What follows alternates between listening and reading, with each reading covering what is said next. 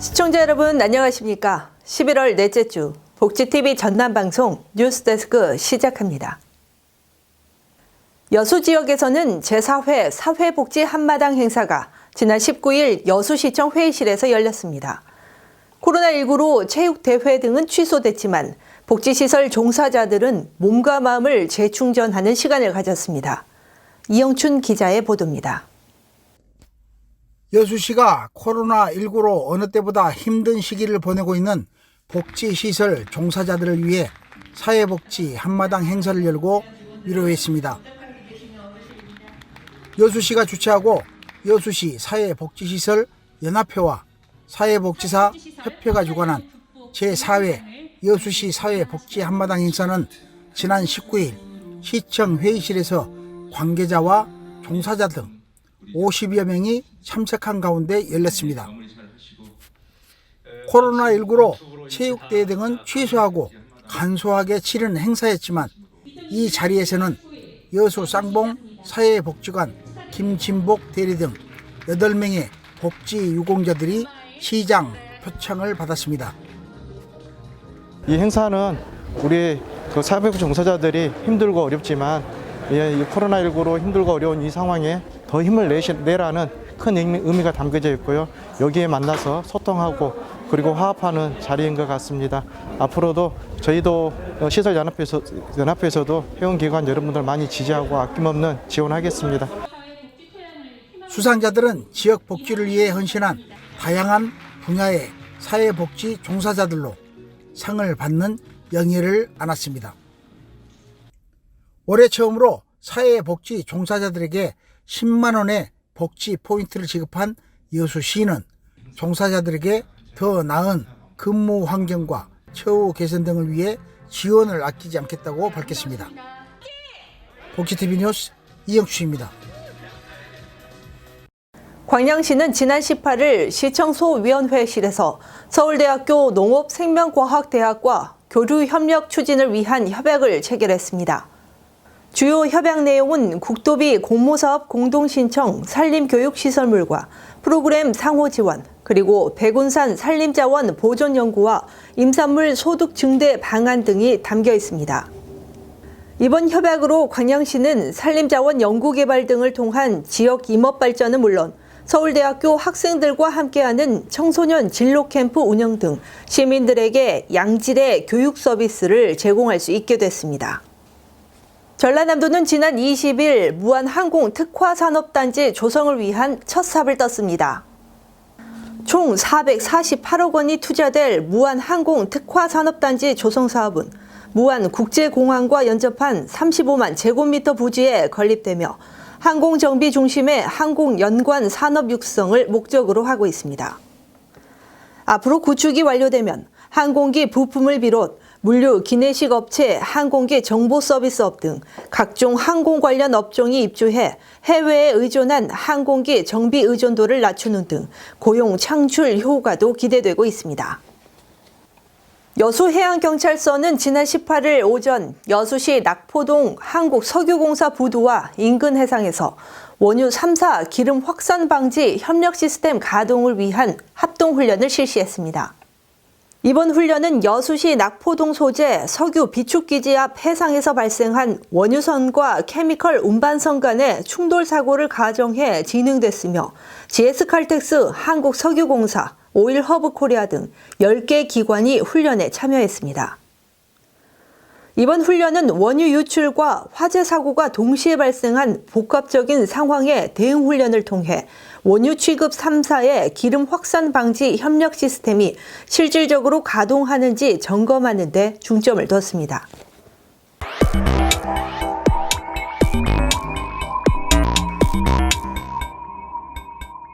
우리 지역의 핫 이슈를 전해드리는 토크인 전남입니다. 복지TV 전남방송 이영춘 본부장과 함께합니다. 네, 안녕하십니까? 안녕하십니까? 여수 광양항과 목포항이 아시아 최고 항만으로 부상할 수 있는 청신호가 켜졌죠? 네, 그렇습니다. 이는 전라남도가 지난 17일 국무회의에서 보고된 2030 항만정책 방향 및 추진 전략의 여수 광양항과 목포항에 대한 대규모 개발 사업이 포함됐다고 밝혔기 때문입니다.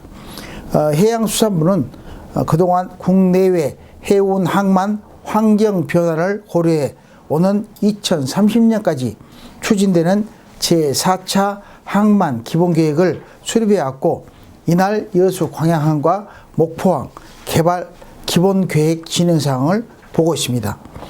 따라서 올해 고시 예정인 제4차 항만 기본계획에 여수 광양항과 목포항은 11개 사업 1조 7,464억 원이 반영될 계획입니다.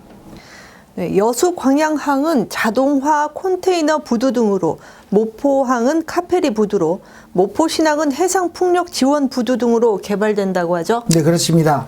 여수 광양항의 경우 광양항은 5,940억 원을 들여 현 3단계에서 2단계 자동화 컨테이너 부두로 개발을, 그리고 1,596억 원을 들여 낙포 부두를 새롭게 조성하고 3,520억 원을 투입해 광양항 북측 항만 배후단지 개발과 광양항과 여수, 묘도 전면 항로를 준설하는 것으로 되어 있습니다.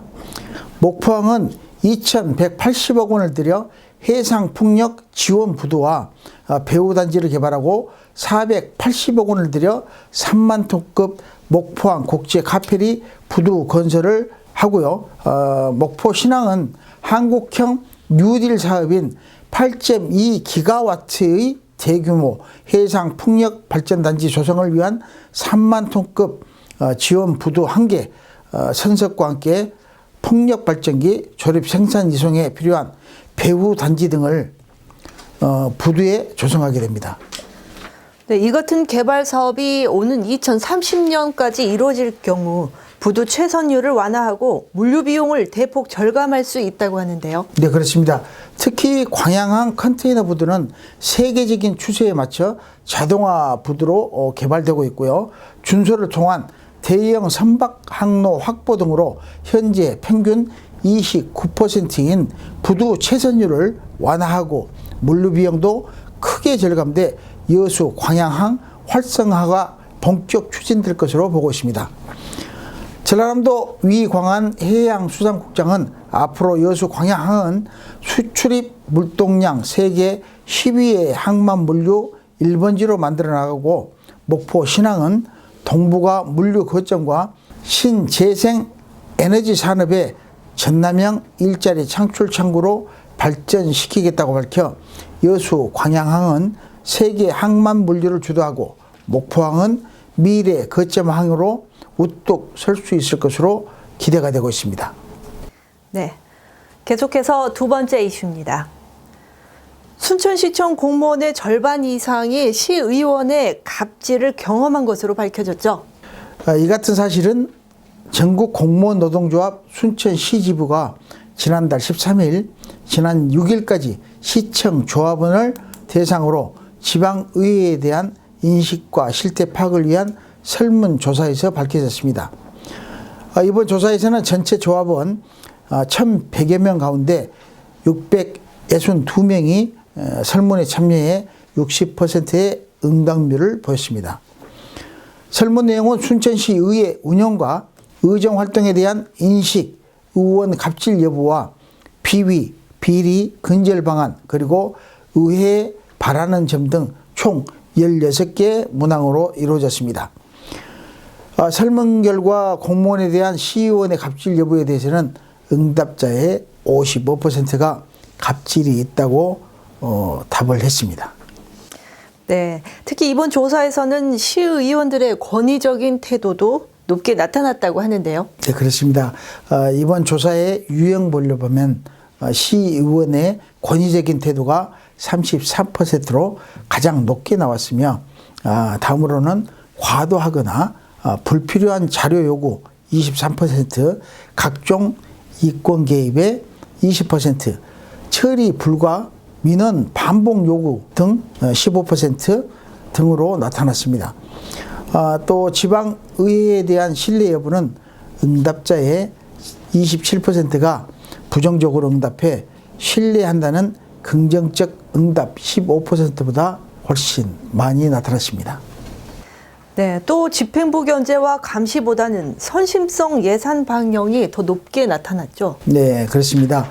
이번 조사 가운데 시의원들의 집행부 견제와 감시 그리고 입법 활동 긍정평가는 15%에 불과했으며 선심성 예산의 반영 여부는 응답자의 39%가 있다고 답을 해 선심성 예산 반영이 2배 이상 높은 것으로 나타났습니다. 또 의원의 직무 관련 알선 청탁이나 특혜 요구에 대해서는 39%가 그렇다고 응답했고 그렇지 않다는 21%로 청탁이나 특혜 요구가 거의 배 수준으로 높아졌다는 거 나타났습니다.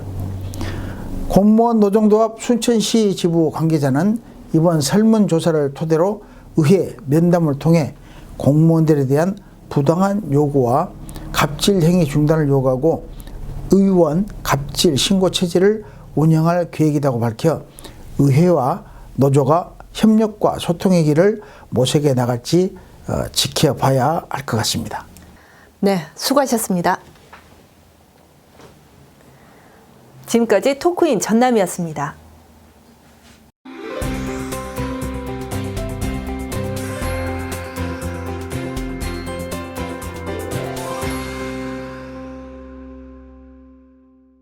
전라남도는 지난 19일 전함형 지역균형 누딜 사업을 본격 추진하기 위해 지역균형 누딜 사업 발굴 보고회를 갖고 총 4조 5천억 원 규모의 52개 사업을 발굴했습니다. 이날 전남도청 정약용실에서 가진 보고회는 지난 10월 대통령 주재 제2차 한국판 뉴딜 전략회의에서 제시된 지역균형 누딜 사업을 전라남도가 선도적으로 추진하기 위해 신규 사업 발굴과 향후 사업 추진 방향을 논의하기 위해 열렸습니다. 김영록 전라남도지사는 지난 19일 한국농업경영인 전라남도 연합회와 소통 간담회를 갖고 지속가능한 농업정책을 발굴해 돈을 벌 수 있는 농업이 되도록 노력하겠다고 말했습니다. 이날 도청 서재필실에서 가진 간담회는 정임수 한농연 전남도 연합회장 등 임원과 시군 회장들이 함께했으며 코로나19 이후 전남 농정발전 방안과 농업 현장의 애로사항, 해결 방안 등에 대해 폭넓은 의견을 나눴습니다. 한국여성농업인 전라남도연합회는 지난 20일 김장철을 맞아 어려운 이웃에 대한 따뜻한 나눔을 실천하기 위해 사랑의 김장김치 담그기와 나눔 행사를 가졌습니다. 이날 전남도청 만남의 광장에서 가진 행사에는 50여 명의 한여농 회원들과 김영록 전라남도 지사 등이 참여해 담근 150상자의 김장김치를 한평성혜원, 영암 사랑의 집 등 사회복지시설 2개소를 비롯해 도내 불우이웃 108가구 등에 전달했습니다. 전라남도는 최근 의료기관 근무자의 코로나19 확진 사례 발생에 따라 의료기관의 면회를 제한하는 등 고강도 대책에 나섰습니다.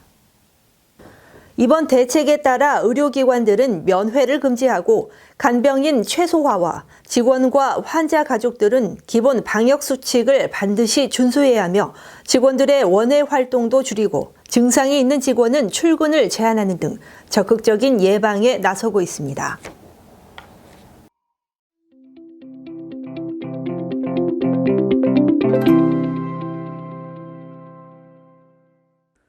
수묵화로 보이지만 자세히 보면 먹이 아닌 의료용 스테이플러를 이용한 작품입니다.